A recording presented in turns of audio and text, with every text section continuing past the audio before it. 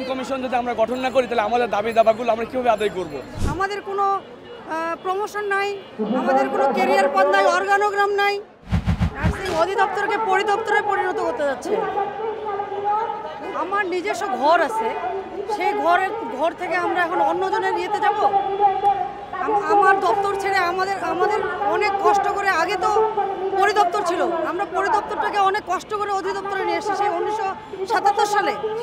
কিন্তু আজকে আবার সেই কুচক্রী মহল একটা, যারা আজকে আবার আমাদেরকে অধিদপ্তরকে আবার পরিদপ্তরে পরিণত করতে যাচ্ছে।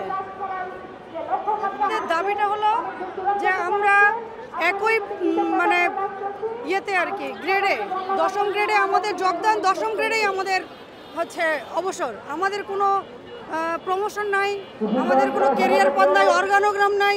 আমাদের নার্সিং কমিশন গঠন করা অবশ্যই প্রয়োজন, কারণ একটা নার্সিং কমিশন ছাড়া কখনোই কোনো প্রফেশনে উন্নতি করা সম্ভব না। সেক্ষেত্রে নার্সিং কমিশন যদি আমরা গঠন না করি তাহলে আমাদের দাবি দাবাগুলো আমরা কীভাবে আদায় করব।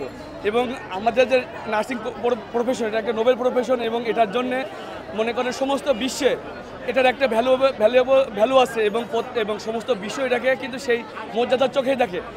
আমরাও চাই বাংলাদেশ থেকে যেন নার্সিং প্রফেশন সেই মর্যাদার চোখেই দেখে। এই লক্ষ্যেই আমাদের এই আন্দোলন এবং দাবি দাবা নিয়ে আমাদের আন্দোলনটা গঠন হয়েছে, এবং এই লক্ষ্যে যদি আমরা যেতে চাই তাহলে অবশ্যই আমাদের নার্সিং কমিশন গঠন করা অবশ্যই জরুরি।